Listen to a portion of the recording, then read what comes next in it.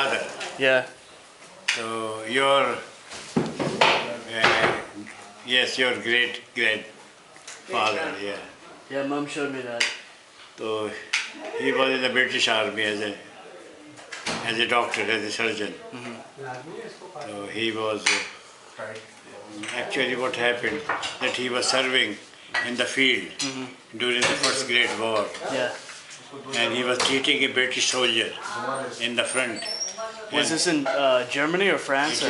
I think it was in Germany, Oh, I see. some frontier line. Yeah, yeah. Then he was hit by a bullet, Yeah. and naturally he was moved to the hospital, and they repatriated him to India back because he was no more, able to serve as a soldier, you know. Do you know where he was? He was like hit. It was somewhere here, I think, in the stomach somewhere. It was hit. Then he came to India and then he married. And we have 7 brothers, 1 sister.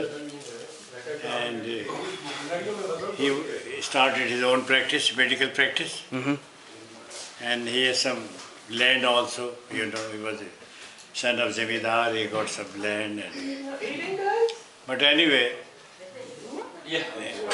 we gave education to all of us. I graduated in 1948 from Agra University.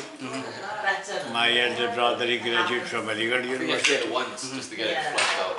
My eldest brother, Naqi Ahmed, he went to the Pakistan army.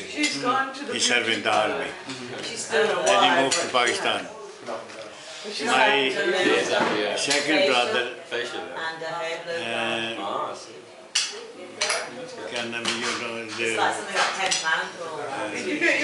his father, I could have done your toenails for free. he was working with the British Railways. Not British Railways, it was the Indian Railways. Yeah. So I graduated I mean just at the time of partition, after partition of India, Pakistan. So I moved to Karachi, and then I was offered a post there and I started working. From the very beginning I started working in the Radio Pakistan, television. I used to arrange the programs for them. I left the job and I qualified from the Public Service Commission and got a job here in the Ministry of Labour. And they posted me as a labour attaché in UK. I was looking after the employees, Pakistani employees working outside Pakistan, UK. Then I was promoted as a councillor in UK by the Pakistan government, and I worked here more than 12 years in the embassy in London, Glasgow. I served them. And I have, 5 daughters. Farida graduated as a dentist. Yasmin, she graduated as a teacher. Your mother, Nadish, she graduated also from the university over here. And Nadish was married and he went to the United States. Farida was married to a doctor who had a practice in London. And Yasmin married and now living in Pakistan, married to Nafis. So Nana, why did you decide to come to Pakistan instead of stay in India? What was your decision process? What happened that conditions were especially for Muslims. Yeah, it wasn't good. Was not very good in India, and there was not many opportunities also for Muslims to do. So my father, as a doctor and as a retired officer, he decided, that if we move to Pakistan, there'll be more opportunities. They will have more options and more jobs. Yeah. And it actually, so we left. We had a beautiful house near the riverside in Seswan, and then we moved from Karachi. And naturally, we built a small house in Karachi also. And Yasmin, they built this house over here. But anyway, What is Szechuan like? Is it Szechuan was agricultural or? is a small town, and the main industry, you can say, was perfume. Huh. They used to produce plants, and they used to start up some perfumery. Oh, I see. They had big shops over there. Oh, I see. I see. Some oil, perfumes oil, and some what scents. I walked back. Yes. I walked So back. that was basically it was an agriculture town. And they'd export these perfumes to Yeah, West they India? used to not export actually to the local market. Oh, I see. They used to produce things for the local market. Jara. It was a small town. The population maybe about 200,000 to 2,500. Yeah, not more. He's looking. Did you eat anything? But everybody was happy because it was a small community living in the town. Do you have any childhood memories of what was the childhood like in Szechuan? What kind of things did you do as a child? As a child, we used to go to the school. We have a high school there, and then we used to go to play hockey, football, cricket. In the school team and also with our neighbor, some friends. But after matriculation, I mean, young people of my age, they used to move to the universities. And the university was outside Szechuan, like Aligarh University and Agra University, Allahabad University, Lucknow University, Delhi University, but they were not very far away. I mean, from there, about distance about within 200 miles, in the range of 200 miles. All the universities were there.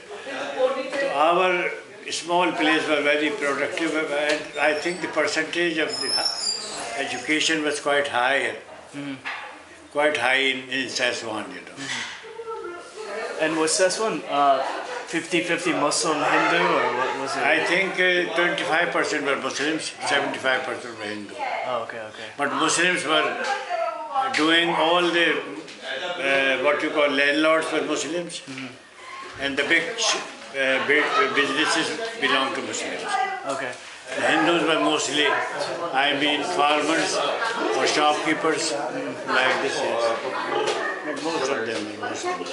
And most of the time people got along with each other, Muslims and Hindus got along. Yeah, they were very friendly. They used to attend their marriages, they used to attend their ceremonies and their festivals also.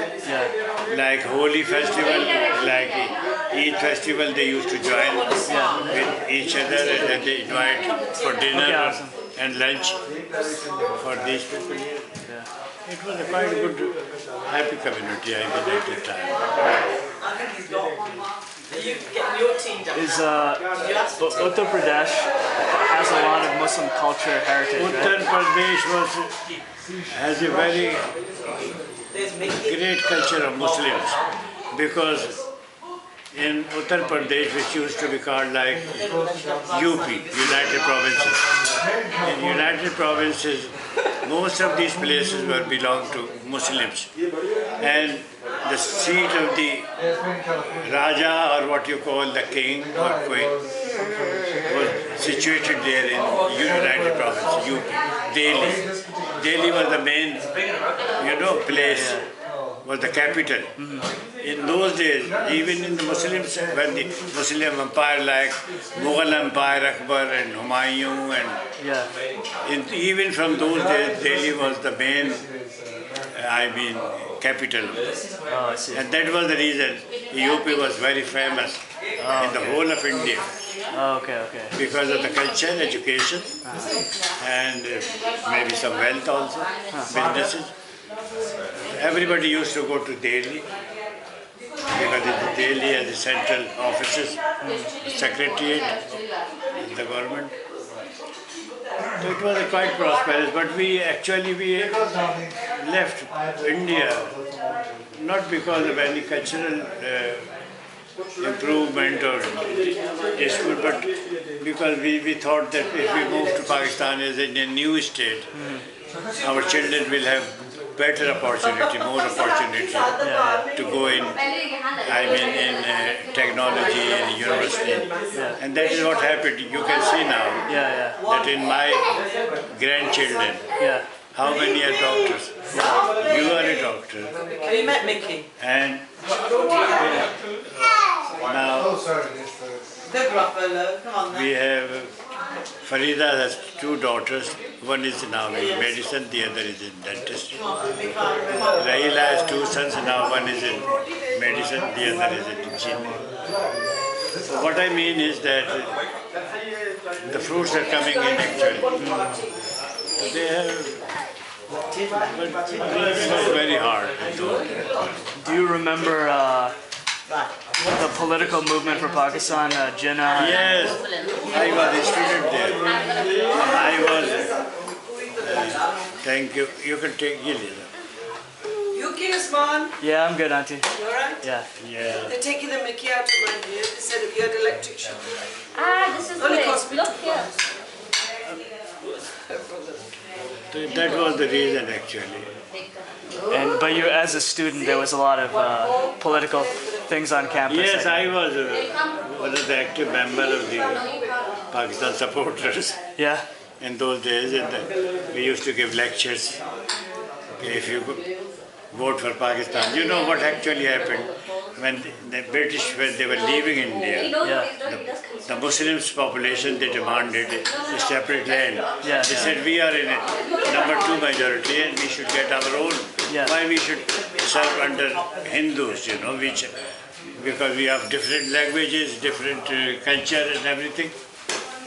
So they decided that what British people say, all right, let us have the opinion, what do you call it, the Let me have a look at your bike. opinion general voting system. Really bad that bike. And by that vote, they decided to have this, I think, vote Referendum. for Pakistan, referendum. Yeah.